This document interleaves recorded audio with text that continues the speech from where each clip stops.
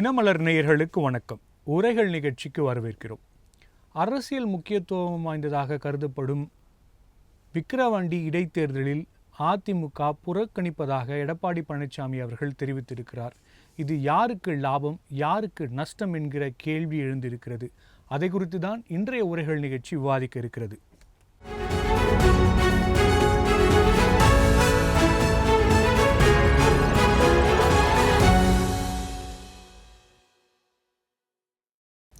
இடைத்தேர்தல் புறக்கணிப்பு, தப்பு கணக்கு போடுவது யார் என்பது குறித்து விவாதிக்க நம்மோடு இணைந்திருக்கும் விருந்தினர்கள் திரு கரு ஜெயக்கண்ணன், அரசியல் விமர்சகர். வணக்கம். வணக்கம் சார். மற்றும் அரசியல் விமர்சகர் சி அக்னீஸ்வரன் அவர்கள். வணக்கம் சார். மற்றும் இணையம் வாயிலாக நம்மோடு இணைந்திருப்பது அரசியல் விமர்சகர் திரு ரவி அவர்கள். வணக்கம் சார். சார், ரவி சார், உங்ககிட்ட தான் ஆரம்பிக்கணும்னு நினைக்கிறேன். இந்த தேர்தலுக்கு அப்புறம் இம்மீடியட்டாக வந்திருக்க இந்த இடைத்தேர்தலில் அதிமுக போட்டியிடாது அப்படின்னு ஒரு அறிவிப்பு அறிவிச்சிருக்காரு. இது யாரும் எதிர்பாராதது. இந்த அறிவிப்பின் மூலமாக யாருக்கு லாபம் இருக்கிறது? அதிமுகவுக்கு இதனால் லாபமா நஷ்டமா? உங்களோட கருத்து என்ன சார்? இல்ல, விக்கிரவாண்டி தொகுதியை பொறுத்த வரைக்கும் அதிமுக அந்த தொகுதி எப்போதுமே மாத்தி மாத்தி ஓட்டு போடும்.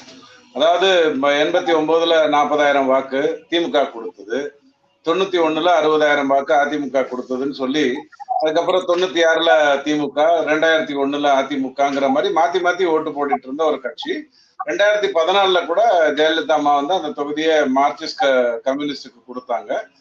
அதற்கு பிறகு இந்த கடந்த 2 தேர்தல்களாக, குறிப்பா 2019 அண்ட் 2016 அண்ட் 2021ல அங்க வெற்றி வேற விதமா இருந்தது. நடுவுல இந்த 2019ல ஒரு இடைத்தேர்தல் நடந்த போது அங்க அதிமுக அதிக வாக்குகள் வாங்கினது. சோ விக்கிரவாண்டி அதிமுக இல்ல என்னால ஜெயிக்க முடியாது அப்படின்னு சொல்லி ஒதுங்கின ஒரு விஷயமா நான் பார்க்க மாட்டேன். ஆனால் இடைத்தேர்தல்ங்கிறது ரொம்ப மோசமா நடந்துட்டு இருக்கு, கேவலமா நடந்துட்டு இருக்கு. ஈரோடு கிழக்குல என்ன நடந்ததோ அதையே இந்த 40 தொகுதியிலையும் திமுக செயல்படுத்தியது. எந்தெந்த இடத்துல எல்லாம் அது ஸ்ட்ராங்கா இருக்குன்னு அதுக்கு தெரியுமா? இப்போ 6 தொகுதி இருக்கு, 6 அசம்பிளி தொகுதி சேர்ந்தது ஒரு நாடாளுமன்ற தொகுதினா அதுல எதுல ஸ்ட்ராங்கா இருக்கோ அந்த இடத்துல எல்லாம் தன்னுடைய பண விஷயங்களை ரொம்ப தெளிவா பண்ணிச்சு. வேற மற்ற இடங்களை பத்தி கவலைப்படாம விட்டது. அதிமுகவும் பிஜேபியும் பிரிஞ்சிருந்ததுனால அது ரொம்ப வசதியா போச்சுங்கிறது தான் நம்ம யதார்த்தமா பார்த்தோம். ஆனா இடைத்தேர்தலை பொறுத்த வரைக்கும் இப்போ பாமக அங்க நிக்கிறது கூட நான் வாபஸ் வாங்கினா தப்பு இல்லைன்னு சொல்லுவேன். காரணம் என்னன்னா, பாமகவுக்கு அங்க ஒரு 33,000 வாக்கு சென்ற தேர்தலில் இருந்ததுன்னு சொன்னா, இன்னைக்கு உடனே அதிமுகவில் இருக்கிறவங்க எல்லாம் எடப்பாடி ஐயா நிக்கல, அதனால நாங்க பாமகவுக்கு ஓட்டு போடுவோம்னு சொல்ல போறது இல்லை. அல்லது பிஜேபி தான் வரணும், பிஜேபி தான் 2026ல கூட்டணி ஆட்சி அமைக்க போகுது, அது விக்கிரவாண்டில இருந்து தொடங்கணும்னு யாரும் முடிவு பண்ணவும் போறது இல்லை. தலா 20,000 ரூபான்னு சொல்லி பெரிய அளவுல பூத்துக்கு 100 பேரோ அல்லது 200 பேருக்கோ அழகா போக போகுது. 27 அமைச்சர்கள் அங்க போய் உட்கார போறாங்க. போய் உட்கார்ந்து கரெக்டா பூத் ஸ்லிப்பை கையில வச்சுக்கிட்டு காலையில 10 மணில இருந்து சாயங்காலம் 6, 7, 8 மணி வரைக்கும் அவங்களை ஒரு இடத்துல உட்கார வச்சு சோத்தை போட்டு படத்தை காட்டி எல்லா வேலையும் பண்ண போறாங்க. இப்படி ஒரு கேவலமான ஒரு தேர்தல் நடக்க வேண்டாம் அப்படிங்கிறதுக்காக அதிமுக ஒதுங்கியது தவறில்லைன்னு நான் சொல்லிடுவேன். அதே சமயத்துல பாமக இறங்கி அடிக்கிற மாதிரி இருக்கணுமே ஒழிய, நான் 2வது வந்தேன், நான் 3வது வந்தேன்னு பேசுறதுக்கு இது கிளாஸ் அட்டண்டன்ஸும் கிடையாது, அல்லது +2 ரிசல்ட்டும் கிடையாதுங்கிறத தெளிவா புரிஞ்சுக்கிட்டு வேலை செய்யணும்னு நான் சொல்லுவேன். ஆனால் நீங்க இந்த தேர்தல் மூலமா நீங்க என்ன தெரிஞ்சுக்க போறீங்க அப்படின்னு சொன்னா, ஓட் டிரான்ஸ்மிஷன் அப்படின்னு ஒண்ணு தமிழ்நாட்டுல நடக்கிறது நிறுத்தி கிட்டத்தட்ட 30 வருஷம் ஆயிடுது அப்படிங்கிறத நீங்க புரிஞ்சுக்க போறீங்க. ஒரு உதாரணத்துக்காக சொல்றேன். கோயம்புத்தூர் சவுத் தொகுதியில 2016ல அதிமுக பிஜேபி தனியா நிக்குது, காங்கிரஸும் நிக்குது. அந்த இடத்துல பிஜேபி வாங்கிய வாக்கு அப்போ 2016ல 33,000, அதிமுக வாங்கினது 59,000. அப்ப 2021ல இவங்க 2 பேர் சேர்ந்து கூட்டணி போட்டு நிக்கிறாங்க. 51, 39 சேர்த்து 92,000 வாக்கு 2016ல பிஜேபி வாங்கியிருக்கணும். ஆனா 2021ல பிஜேபி வாங்கியிருக்கணும். ஆனா 53,000 வாக்கு, அதே 53,000 வாக்கு தான் அது வாங்கிச்சு. இது மாதிரி ஒரு விஷயத்த நம்ம பார்ப்போம் அப்படின்னு சொன்னா, ஓட் டிரான்ஸ்மிஷன் நடக்கிறது இல்லை அப்படிங்கிறது புரியும். சரி, இவங்க சேர்ந்து இருந்தா அதனால திமுக ஒழிச்சிருக்கலாமா அப்படின்னு கேட்டா, அதுக்கும் அதே கோயம்புத்தூர் சவுத்த நான் உங்களுக்கு உதாரணமா சொல்றேன். இந்த சென்ற தேர்தல்ல வந்து அண்ணாமலை ஐயா அந்த கோயம்புத்தூர் சவுத் தொகுதியில 53,570 வாக்குகள் வாங்குறாரு. அதிமுக 19,000 வாக்கு தான் வாங்குது. அதிமுகவுடைய வாக்கு 2021ல 40,000 குறையுது. அது அப்படியே பிஜேபி போச்சான்னு கேட்டா இல்ல, வெறும் 20,000 தான் போயிருந்தது. ஆக ஓட் டிரான்ஸ்மிஷன் நடக்கிறது இல்ல, கூட்டணினால எந்த ஒரு வித்தியாசம் இல்ல. யார் வரணும்னு மக்கள் நினைக்கிறாங்களோ அவங்கதான் வருவாங்க. பொது தேர்தலா இருந்தா, இடைத்தேர்தலா இருந்தா யார் கொடுக்குறாங்களோ அவங்களுக்கு தான் ஓட்டு போட போறாங்க. இந்தியாவிலேயே ஒரு கேவலமான ஒரு விஷயம், இடைத்தேர்தல்ல ஆளும் கட்சி தமிழ்நாட்டுல மட்டும்தான் ஜெயிக்கும். வேற எங்கேயுமே இடைத்தேர்தல்ல ஆளும் கட்சி ஜெயிச்சு ரிசல்ட்டே இருக்காது. 10க்கு 1 2 இருக்கும், 8 வந்து அப்படி இருக்காது. ஆனா தமிழ்நாட்டுல மட்டும் 10க்கு 11 ஆளும் கட்சி தான் ஜெயிக்குங்கிற மாதிரி ஒரு கேவலமான ஒரு விஷயம் நடக்கிறது. தேர்தலை பொறுத்த வரைக்கும் வருந்தக்கத்தக்க விஷயம் தான். கண்டிப்பா sir. So Jayakannan sir, AIADMK தேர்தலை புறக்கணிச்சிருக்கு, இதை நீங்க எப்படியா பாக்குறீங்க? அண்ணா திராவிட முன்னேற்ற கழகம் போட்டியிடவில்லை என்பதே திராவிட முன்னேற்ற கழகத்துடைய வெற்றியை உறுதியாக்கி இருக்கிறது. இல்லை, அவங்க சொல்லியிருக்க காரணமே இங்கே அதிகார பலமும் பணபலமும் அதிகார துஷ்பிரயோகமும் நடக்க போகுது, இதுக்கு மக்கள் வந்து பலியாக போகிறாங்க, இதை நாங்கள் எங்கள் தொண்டர்களை பலிகடாக்க விரும்பலை, அதனால இந்த தேர்தலிருந்து ஒதுங்கி நிற்கிறோம் அப்படிங்கிறதான் சொல்லியிருக்காங்க. இது எப்படி திமுகவோட வெற்றியாக பார்க்கல? இல்லை, இதுக்கு முன்னாடி அண்ணா திராவிட முன்னேற்ற கழகத்தின் ஆட்சியில் நடைபெற்ற போது இடைத்தேர்தல்கள் இது போன்று அவர்கள் சொல்லுகிற இலக்கணப்படி தான் நடந்திருந்து அதன்படி தான் நாங்கள் வெற்றி பெற்றோம் என்று அண்ணா திராவிட முன்னேற்ற கழகம் சொன்னால் நாங்களும் அதுதான் என்பதை ஒத்துக்கிறோம். அண்ணா திராவிட முன்னேற்ற கழகம் ஆட்சி பொறுப்பில் இருக்கும்போது நடந்த அத்தனை இடைத்தேர்தலிலும் அண்ணா திராவிட முன்னேற்ற கழகம் தான் வெற்றி பெற்றிருக்கிறது. அதில் எந்த ஒரு மாற்றமும் இல்லை. இன்னும் சொல்லப்போனால் மற்ற கட்சிகள்லாம் போட்டியிடுவதை கூட அப்போலாம் திமுக எந்த காரணத்தை கொண்டு எந்த ஒரு தேர்தலையுமே இடைத்தேர்தலையுமே புறக்கணித்ததாக சரித்திரம் கிடையாது.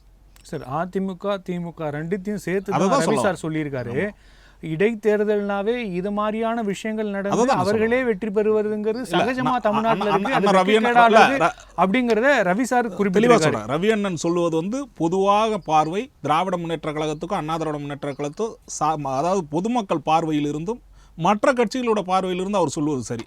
ஆனால் சரிங்கிறீங்களா, உண்மைங்கிறீங்களா? நான் சரிங்கிறது என்னன்னா, அண்ணனுடைய பார்வை அரசியல் பார்வையை தான் ஏற்றுக்கொள்கிறேனே தவிர அதுவே முழுமையாக நான் வந்து சரி என்று நான் சொல்லிட முடியாது. அதாவது அண்ணா திராவிட முன்னேற்ற கழகத்தினுடைய ஆட்சி பொறுப்பேற்ற அந்த இடைத்தேர்தல் வரலாற்றை இடைத்தேர்தலுடைய ஃபார்முலா என்று உருவாக்கியதே அவர்களுடைய ஆட்சி காலத்தில். ஈரோடு ஃபார்முலா சொல்றேன், முழுமையா இதெல்லாம் யார் ஆட்சியில சொல்லி 1991 அண்ணா திராவிட முன்னேற்ற கழகம் மிகப்பெரிய மெஜாரிட்டியோட ஆட்சி செய்த காலத்தில் நடைபெற்ற இடைத்தேர்தலில் ஏதாவது எதிர்க்கட்சிகள் வெற்றி பெற்றிருக்கதான் நீங்க பாருங்க. எந்த தேர்தலிலுமே, அதாவது மற்ற கட்சிகள் வந்து போட்டியிடுவதை கூட அண்ணா திராவிட முன்னேற்ற கழகம் விரும்பியது கிடையாது. அடுத்ததாக பார்த்தீங்கன்னா மீண்டும் 2001 நான் சொல்கிறது வந்து அம்மையார் ஆட்சி பொறுப்பில் இருந்த காலத்தை தான் சொல்கிறேன். அதற்கு முன்பு அதெல்லாம் நமக்கு தெரியாது, அதை சொல்லவும் எனக்கு தெரியல. அந்த இடத்துல அண்ணா திராவிட முன்னேற்ற கழகத்தினுடைய 2001 to 2006 அந்த காலகட்டத்தில் நடைபெற்ற இடைத்தேர்தல்களிலும் முழுமையாக அவர்கள் அண்ணா திராவிட முன்னேற்ற கழகத்தினுடைய அந்த இடைத்தேர்தல் வெற்றி பெற்ற அத்தனை தொகுதியிலும் அவர்கள் தான் வெற்றி பெற்றார். நான் சொல்கிற செய்தி என்னென்னா, ஆளுங்கட்சி மீது அதிருப்தி இருந்தால் எதிர்க்கட்சியில் வெல்லக்கூடிய வாய்ப்பு இருக்கிறது. இப்பொழுது நடைபெற்ற நீங்கள் நாடாளுமன்ற தேர்தல் நடைபெற்று சில நாட்கள் தான், இன்னும் சொல்லப்போனால் மாத கணக்கில் கூட இன்னும் 1 மாதம் கூட ஆகலை. இந்த நேரத்தில் வந்து விக்கிரவாண்டி தேர்தலுடைய இடைத்தேர்தல் அறிவிக்கப்பட்டது. இது ஏற்கனவே திராவிட முன்னேற்ற கழகம் அங்கே எம்எல்ஏவாக இருந்த அந்த சீட்டு தான். அவர் உடல்நல குறைவால் இறந்து போகிறார். அந்த காரணத்தில் அறிவிக்கப்பட்டிருக்கிறது. இந்த திராவிட முன்னேற்ற கழகத்தினுடைய வெற்றியை வந்து நாங்கள் என்ன சொல்கிறோன்னா, மற்றவர்கள் பார்வையில்னா அண்ணா திராவிட முன்னேற்ற கழகம் போட்டி இடுகிறதா இல்லையாங்கிறது அது அவங்களுடைய கட்சியுடைய முடிவு. நான் கேட்பதெல்லாம் ஒன்றுனா, அண்ணன் சொன்ன மாதிரி அண்ணா திராவிட முன்னேற்ற கழகத்துடைய ஓட்டுக்கள், அதனுடைய முழுமையான ஆதரவு இப்போது இருக்கக்கூடிய பாட்டாளி மக்கள் கட்சிக்கு கிடைக்குமா கிடைக்காதா என்பது தான் அரசியல் நோக்கர்களுடைய பார்வையாக இருக்கிறது. வருகின்ற 2026 தேர்தலில் அவர்கள் கூட்டணியை வைக்கிறார்களா இல்லையா இந்த தேர்தலில் தெரிஞ்சிடும். நான் சொல்கிறது என்னென்னா, எப்பொழுதுமே வந்து நாங்கள் சொல்லக்கூடிய அண்ணா திராவிட முன்னேற்ற கழகத்தின் அடுத்த பி டீம் தான் பிஜேபி அணி என்பதை மீண்டும் ஒரு முறை அண்ணா திராவிட முன்னேற்ற கழகமே உறுதி செய்திருக்கிறது தான் இதில் உண்மை. இன்னொன்னே அண்ணன் அவரே சொல்லக்கூடிய செய்தியை நான் சொல்கிறேன். 2 பேரும் சேர்ந்து போட்டிட்டா 2 பேருடைய வாக்குகளும் சரியான முறையில் திராவிட முன்னேற்ற கழகத்தை விட அதிகமாக வருமா என்றால் சொல்ல முடியாது. மக்களுடைய பார்வை என்பது அண்ணா திராவிட முன்னேற்ற கழகத்திற்கு இருக்கக்கூடிய வாக்கு வங்கி வேறு, திராவிட முன்னேற்ற கழகத்திற்கு இருப்பது வேறு.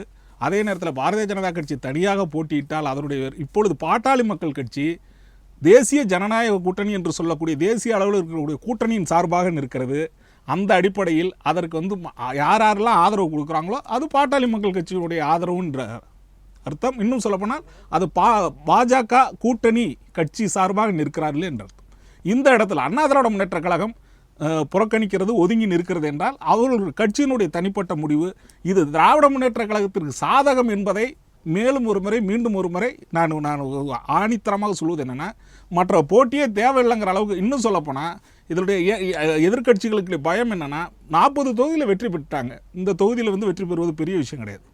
இன்னொன்று, அண்ணன் சொல்கிற மாதிரி அமைச்சர்கள்லாம் போய் அங்கேருந்து செய்யணும்னா அங்கே இருக்கக்கூடிய மக்களுக்கான நலத்திட்டங்களை சொல்லித்தானே ஆகணும். கடந்த 3 ஆண்டுகளாக நாங்கள் ஆட்சியில் செஞ்சுருக்கோம் அப்படிங்கிறத அமைச்சர்கள் தான் சொல்ல முடியும், கட்சிக்காரர்கள் தான் போய் சொல்ல முடியும். வேறு மற்ற கட்சிக்காரர்கள் அங்கே வந்து சொல்ல முடியும்? பொதுமக்களுக்கு தமிழ்நாடு முழுக்க நடைபெற்ற நலத்திட்டங்களை அந்த விக்கிரவாண்டி தொகுதியில் மீண்டும் தொடர்வோம், அடுத்து இருக்கக்கூடிய 2 ஆண்டுகளும் தொடர்வதற்கும் அங்கே இருக்கக்கூடிய கட்சிக்காரர்களும் ஆட்சியில் இருக்கக்கூடிய அமைச்சர்களும் தான் சொல்ல முடியும். அந்த அடிப்படையில் விக்கிரவாண்டி தொகுதியுடைய வெற்றி என்பது உறுதி செய்யப்பட்டு விட்டது. அதுவும் ஓட்டு வித்தியாசம் எவ்வளோங்கிறது தான் முக்கியம். 50,000 இருந்தால் 1 லட்சம் வரைக்குமா, இதை தான் முடிவு செய்ய வேண்டும். கண்டிப்பாக sir. Sir Agneeswaran sir, AIADMK இந்த இடைத்தேர்தலை புறக்கணித்திருப்பது என்பது அதிமுகவுக்கே பாதகத்தை ஏற்படுத்தும், அவர்கள் மீண்டும் கூட்டணிக்கு செல்வதற்கான ஒரு வாய்ப்பாகத்தான் இதை பயன்படுத்துகிறார்கள், பாமக வெல்ல வேண்டும் என்ற காரணத்தாலேயே அதிமுக தள்ளி நிற்கிறது அப்படிங்கிற ஒரு காரணத்தை வைக்கிறாங்க. அதை நீங்கள் எப்படியா பார்க்குறீங்க? இல்லை பாமக வெல்ல வேண்டும் அப்படின்ற நோக்கமெல்லாம் அதிமுகவுக்கெல்லாம் கிடையாது. 2012 புதுக்கோட்டை இடைத்தேர்தலில் அரசியல் முதுபெரும் தலைவர் கலைஞர் கருணாநிதி இடைத்தேர்தலில் நிற்கலை. பத்திரிகையாளர்கிட்ட சொல்லும்போது தேர்தல் ஆணையத்திடம் நியாயத்தை நான் எதிர்பார்க்க முடியாது, ஆகவே நாங்கள் புறக்கணிக்கிறோன்னாரு. இப்போ திருமங்கலம் ஃபார்முலா, இதே மாதிரி ஈரோடு கிழக்கு, அதில் வந்து கொலுசு ஃபார்முலா கோயம்புத்தூரில், பட்டி ஃபார்முலா ஈரோடு கிழக்கில், இப்போ இதெல்லாம் நடந்தது 2006 மறுதேர்தல் சென்னை மாநகராட்சியில் நடந்தது. அப்போ இதெல்லாம் வந்து திமுகவுக்கே உரிய இந்த குணங்கள். அப்போது நாங்கள் 40லையும் ஜெயிச்சிட்டோம், விக்கிரவாண்டி ஒரு இதுவா அப்படின்னு நோக்கம் என்னன்னு கேட்டிங்கன்னா, இப்போ தமிழ்நாட்டில் நல்லாட்சி நடக்கிறது, மக்களுக்கு எந்த வரியும் உயர்த்தாத ஒரு ஆட்சி, மக்கள் வரிசையில் நின்று வாக்களிக்க போகிறாங்க அப்படின்னு அதுக்கு அர்த்தம் கிடையாது. இறந்து போன புகழேந்தி அவர்கள் திமுகவை சேர்ந்த சட்டமன்ற உறுப்பினர், அவர் வாங்கிய வாக்குகள் ஏறத்தாழ 93,000. அண்ணா திராவிட முன்னேற்ற கழகம் வாங்கிய வாக்குகள் 84,157. அப்படி இருக்கிற போது இவர்களுக்கு இருக்கக்கூடிய வித்தியாசமே மிக மிக குறைவு.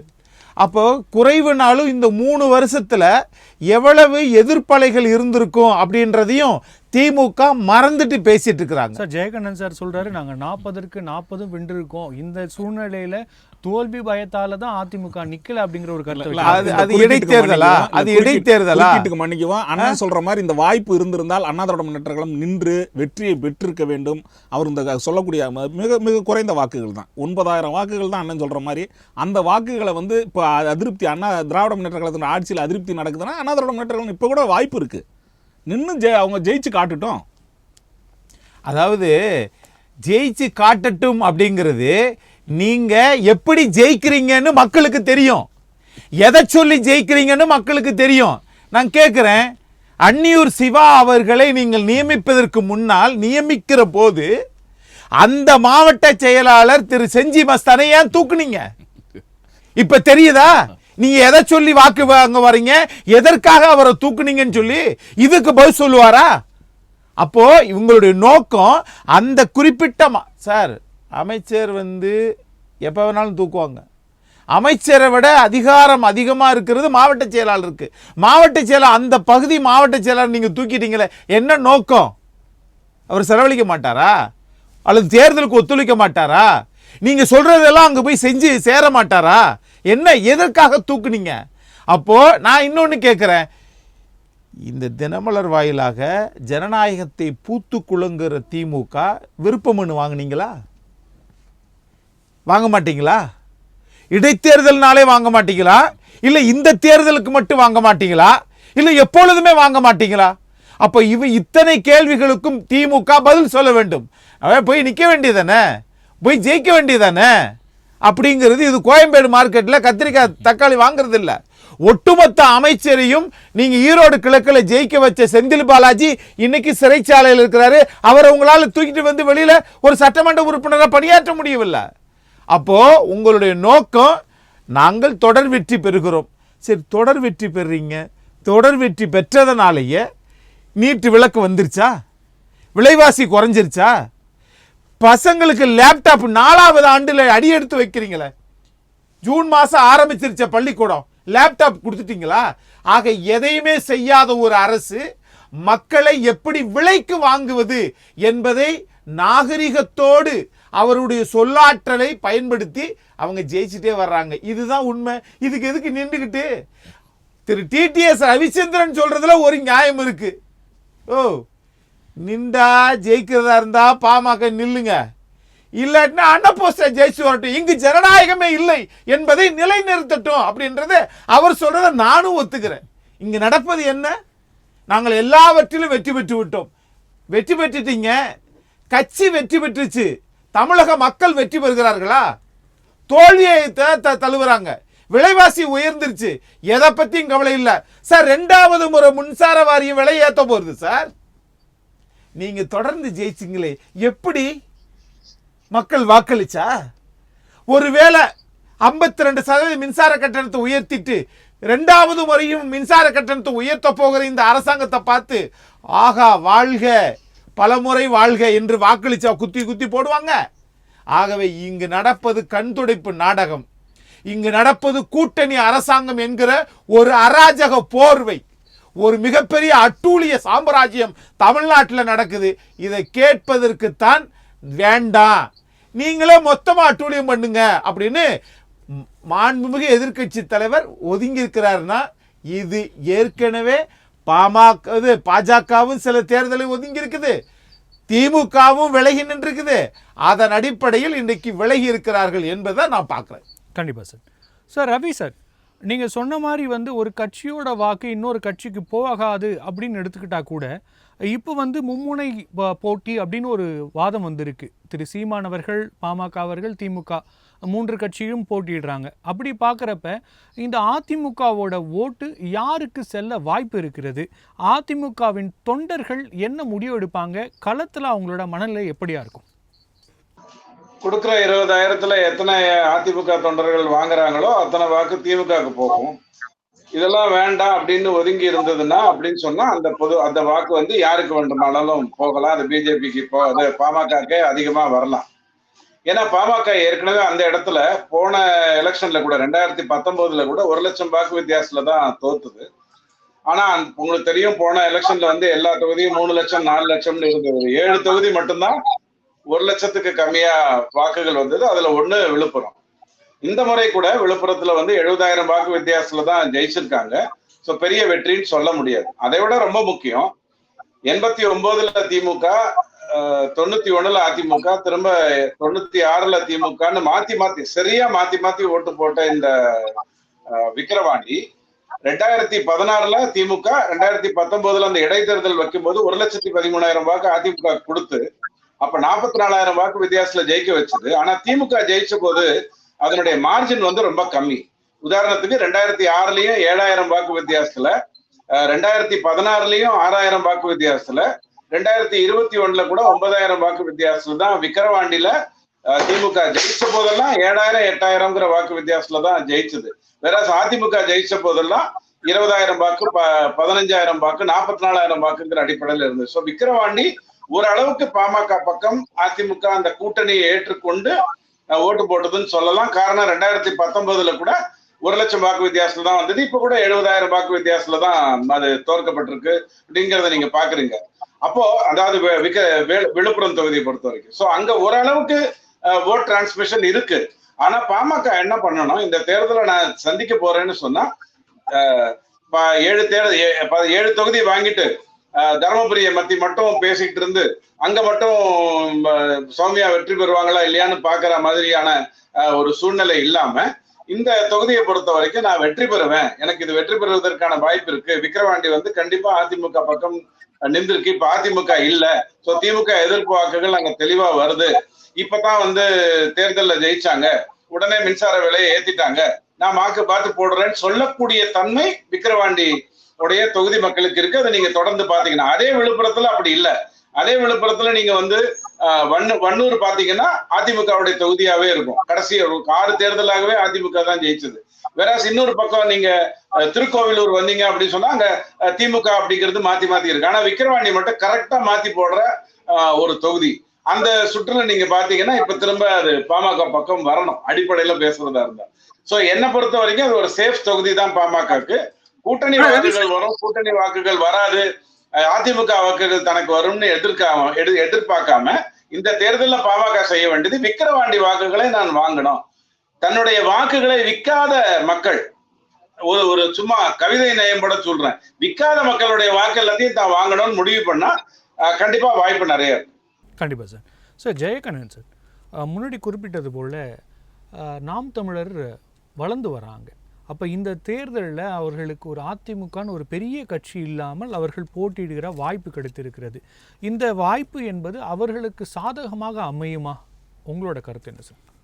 இல்லை, உறுதியாக வந்து சாதகமாக அமையாது. ஏன்னா நாம் தமிழர் கட்சிக்கு வாக்குகள் அளித்து அந்த கட்சிக்கு அளிக்கக்கூடிய வாக்குகள் மூலமாக அந்த தொகுதி அதான் வாக்காளர் பெருமக்களுக்கு எந்த பயனும் கிடையாது. இன்னொன்று அண்ணா அக்னீஸ்வரன் சொன்ன இல்லை சொல்லி முடிச்சேன். ஒரு நடைமுறையில் நான் உங்களுக்கு சொல்லி கட்சிக்கு அளிக்கிற வாக்கு என்பது எப்படி பயன் தராமல் போகும்? இல்லை, ஒரே ஒரு செய்தி. அதாவது அண்ணா அக்னீஸ்வரன் சொல்லும் பொழுது செஞ்சி மஸ்தானை கட்சி பதவியிலிருந்து நீக்கிட்டாங்க அப்படின்னு சொன்னார். நாங்கள் வந்து இப்போ நான் என்ன சொல்கிறேன்னா, அண்ணா திராவிட முன்னேற்ற கழகத்தில் நடக்கக்கூடிய உட்கட்சி பிரச்சனை, அவங்க சொல்லக்கூடிய நாங்கள் தேர்தலில் போட்டியிடலைங்கிறத உட்கட்சியில் அவங்க எடுத்த பொதுக்குழு செயற்குழு முடிவாகத்தான் பார்க்குறோம். அது மாதிரி இங்கே இருக்கக்கூடிய செஞ்சி மஸ்தான் மட்டும் கட்சி கிடையாது. செஞ்சி மஸ்தானை வந்து கட்சியிலிருந்து நீக்கியதற்கான காரணம் உட்கட்சியில் உள்ள அவங்களுடைய முடிவு தானே தவிர தலைமை எடுத்த முடிவு.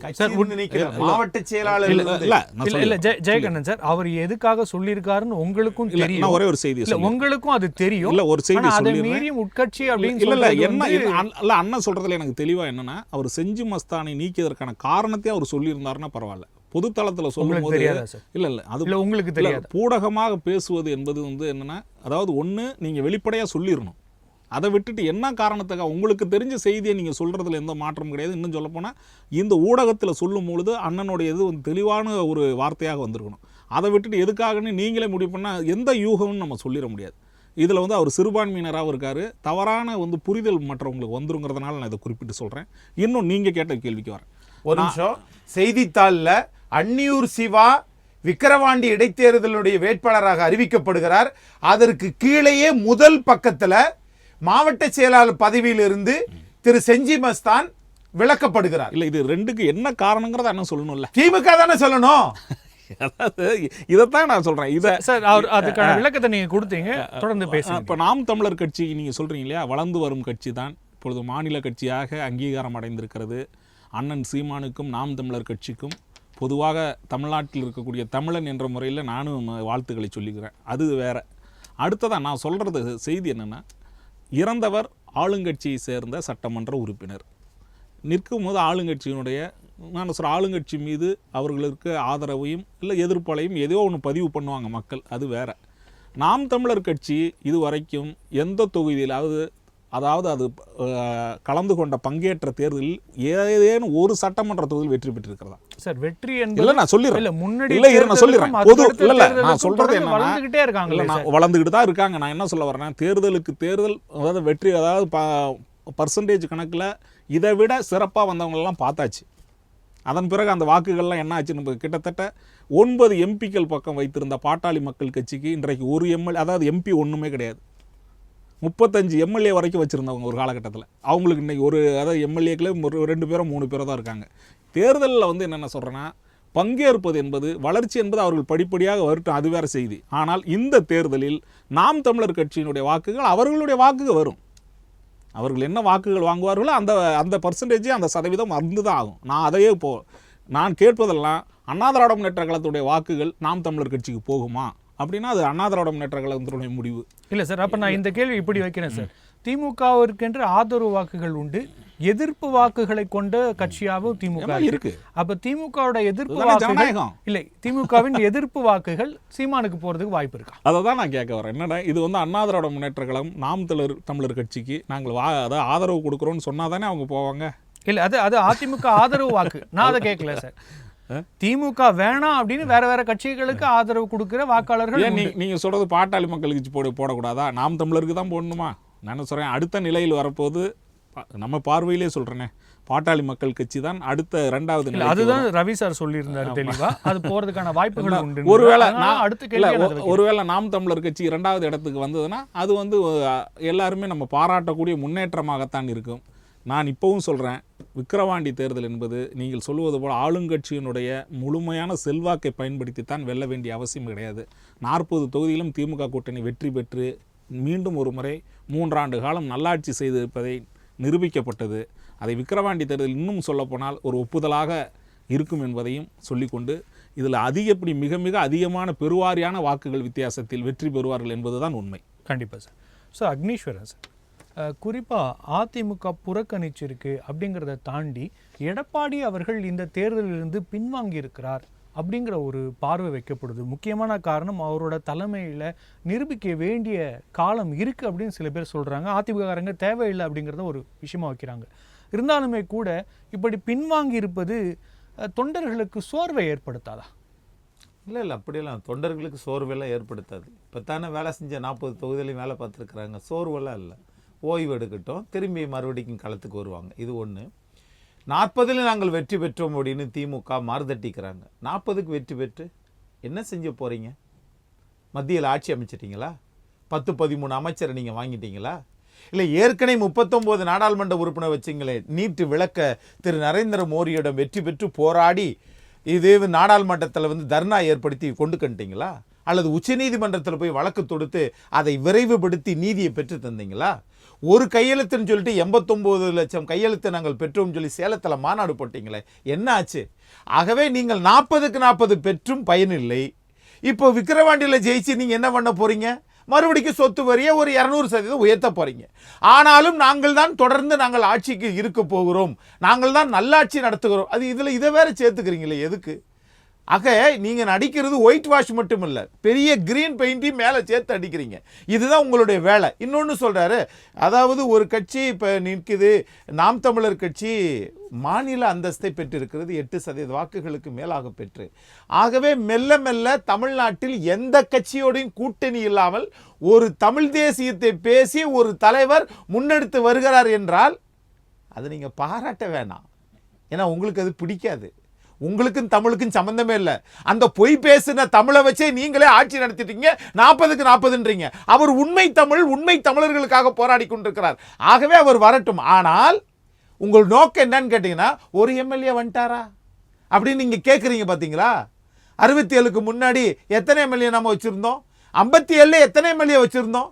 15 எம்எல்ஏ முத போனாங்க. அதற்கு பிறகுதான் மிகப்பெரிய வெற்றியை பேரறிஞர் அண்ணாவினுடைய சென்னாவிலிருந்து வந்த வார்த்தைகள் இந்த இயக்கத்துக்கு வலுவூட்டுச்சு. அப்படித்தான் நம்ம பார்க்கணும்.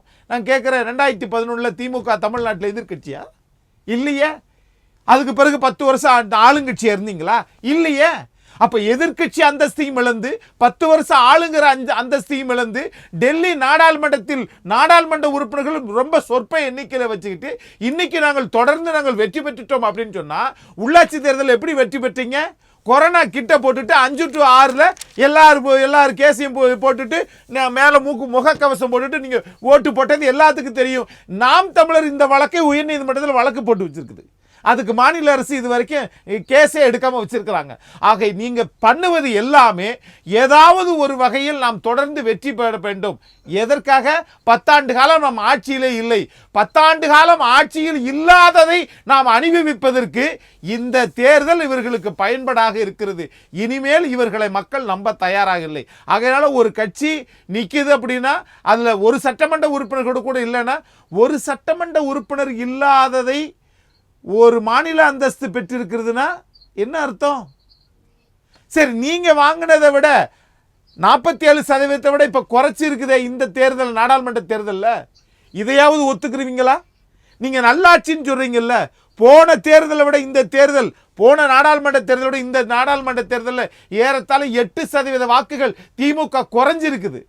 அதே கூட்டணி கட்சி, அது ஆளுங்கட்சி, அன்னைக்கு எதிர்கட்சி, வாக்குகள் அதிகம். அன்னைக்கு மோடி எதிர்ப்பு, இன்னைக்கு மோடி எதிர்ப்பு.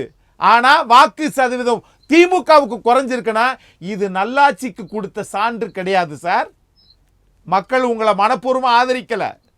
வேற வழி இல்லாம கூட்டணி கட்சிகள்லாம் சேர்ந்து அவங்க உங்களுக்கு ஜால்ரா போட, நீங்க கூட்டணி கட்சிக்கு ஜால்ரா போட, தமிழ்நாட்டு மக்களுக்கு எந்த விதமான நன்மையும் இதுல நடக்கல அப்படின்னு என் பார்வையை நான் பார்க்கிறேன். கண்டிப்பாக சார். ஆனாலும் கூட இப்போ அதிமுக விலகி இருக்கிறது திரும்பியும் திமுகவுக்கு தானே பலத்தை தரும். அட்லீஸ்ட் நின்னாக்கா ஒரு போட்டியாவது ஏற்படுத்த முடியும். மக்களோட மனப்பான்மையும் அவர்கள் பிரதிபலிப்பதற்கான ஒரு வாய்ப்பாக கூட இருக்கும். அது கூட இல்லாமல் அதிமுக விலகிறதுங்கிறது வேற வாய்ப்பு இல்லைங்கிற நிலைமையை தானே ஏற்படுத்துது. விருப்ப மனு வாங்காத ஒரு கட்சி எதன் அடிப்படையில் இவ்வளவு சீக்கிரமா அறிவிச்சிருக்கோம் அப்படின்னா, நாம் ஏதாவது ஒன்று பண்ணியாவது அங்கு வெற்றி பெற வேண்டும். அந்த நோக்கம் தானே. எதுக்கு இந்த அவசரம்? நீங்க தான் ஆளுங்கட்சி, 40க்கு 40 ஜெயிச்சிங்கல்ல. ஏன் விருப்ப மனு இது பண்ணி 2 நாள் கழிச்சு போறதுல என்ன இருக்குது உங்களுக்கு? ஆக ஏதோ ஒரு பின்புலத்தை, ஒரு பின் திட்டத்தை வைத்து கொண்டுதான் இவர்கள் விருப்ப மனு வாங்காமலே அறிவிச்சிருக்கிறாங்க.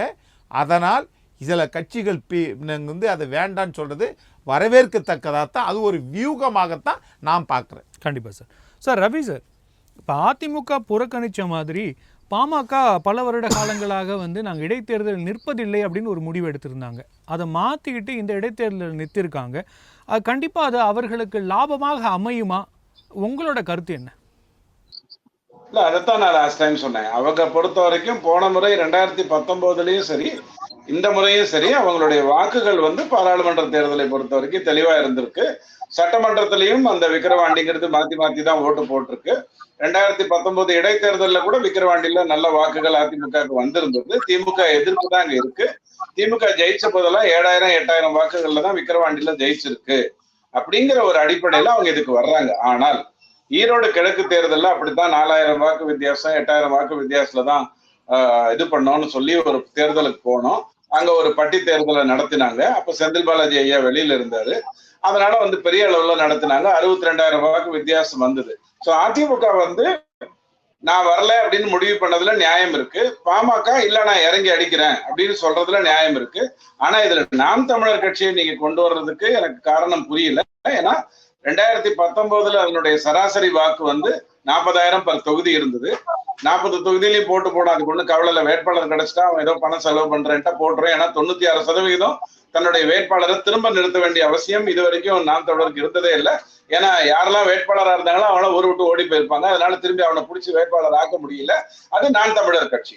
ஆனால் இந்த முறை கண்டிப்பாக அவங்க லாஸ்ட் டைம் இந்த பாராளுமன்ற தேர்தலில் ஒரு 5 தொகுதியிலயோ 6 தொகுதியிலயோ அவங்க 40,000க்கு பதிலாக 80,000 வரைக்கும் வாங்கியிருக்காங்க. அதாவது 10% வாங்கியிருக்காங்கிற முன்னேற்றத்தை நம்ம பாக்குறோம். பாமக இந்த தேர்தலை எப்படி பாக்குதுன்னு சொன்னா, அதிமுக நிக்கும் நிக்காதுங்கிறதுக்காக அதை பண்ணல. திமுகவும் உடனே ஒன்னும் அறிவிச்சிடல. ஏப்ரல்லே அதுக்கு தெரியும் இந்த தேர்தல் வரப்போகுதுன்னு. அதனுடைய கேண்டிடேட்டை ஷார்ட் லிஸ்ட் பண்ணி வச்சிருந்திருக்கு. அதுக்கு பின்னாடி இருக்கிற உள்குத்து விக்னேஸ்வரன் மாதிரி இருக்கிறவங்களுக்கு தெரியும், நமக்கு தெரியாது. ஆனால் பாமக போட்டியை சீரியஸாக எடுத்துட்டு போட்டி போடணும். பணம் வாங்கினாலும் தனக்கு ஓட்டு பணம் திமுக வெறித்தனமா பணத்தை கொடுத்தாலும் தனக்கு ஓட்டு கிடைக்கும்ங்கிற நம்பிக்கை பாமகக்கு இருக்கணும். அதுக்கேத்த மாதிரி தன்னுடைய வேலையை செய்யணும். அன்புமணி பெயர் பொறுத்தவருக்கு அவர் செய்வாருங்கிற நம்பிக்கையை நான் பாக்குறேன். என்னை பொறுத்த வரைக்கும் மார்ஜின் அப்படின்னு பாத்தீங்கன்னா கண்டிப்பா 2 தேர்தல்லையுமே 2019லயுமே 24லயுமே விழுப்புரத்துல கம்மியா தான் இருந்திருக்கு. விக்கிரவாண்டி மாத்தி மாத்தி தான் ஓட்டு போட்டிருக்கு. பாமகக்கு அங்க ஒரு செல்வாக்கு இருக்கு. அது கூட்டணியாக இருந்த போதும் நல்ல வாக்கு வாங்கி இருக்கு. அதனால தைரியமா அந்த களத்துல இறங்கலாம், தப்பே கிடையாது. கண்டிப்பா sir. Sir Jayakannan sir, AIADMK போட்டியிலிருந்து விலகி இருக்காங்க. அது யாருக்கு லாபத்தை கொடுக்கும்? இது அதிமுகவை பலவீனப்படுத்துமா? திமுகவுக்கு இது பலத்தை சேர்க்குமா? நீங்க எப்படியா பாக்குறீங்க? உங்கள் இறுதியான கருத்து. அண்ணா திராவிட முன்னேற்ற கழகம் அந்த தேர்தலில் இருந்து புறக்கணித்திருப்பது கண்டிப்பாக எங்களுக்கு திராவிட முன்னேற்ற கழகத்திற்கான வெற்றி வாய்ப்புக்கு அதிகமான வாய்ப்பு தான். ஏன்னா பிரதான எதிர்க்கட்சி என்று பார்த்தால் நீங்கள் அண்ணா திராவிட முன்னேற்ற கழகம் தான். இயல்பாகவே அவர்கள் தேர்தலை இந்த புறக்கணிக்கின்ற இந்த மக்களுடைய அடுத்த எண்ணம் பார்த்தீங்கன்னா இல்ல நீங்க தேர்தல் முடிவுக்கு இல்ல திமுகவே கூட ஜெயிச்சதா இருக்கட்டும், ஆனா தேர்தல் முடிவுக்கு பிறகு வந்து பேசுறப்ப சொல்லுவாங்க அதிமுகங்கிற மிகப்பெரிய ஒரு கட்சி இல்ல, அதனால இவங்க ஜெயிச்சிருக்காங்க அப்படிங்கிற ஒரு பேச்சு பொருள் வர்றதுக்கு வாய்ப்பு இருக்கு. என்ன சார் அப்படியே சொன்னாலும் உங்களை பலம் வாய்ந்தவராக நான் என்ன சார், அது வந்து அண்ணா திராவிட முன்னேற்ற கழகத்தின் முடிவு சார்ந்தது தானே. திராவிட முன்னேற்ற கழகத்துக்கு என்ன செய்ய முடியும்? அண்ணா திராவிட முன்னேற்ற கழகம் வந்து இது கண்டிப்பாக போட்டியிடணும்னு திராவிட முன்னேற்ற கழகம் சொல்ல முடியுமா? அது அவங்க கட்சி வந்து தேர்தலில் போட்டியிடுறது அவங்களுடைய முடிவு.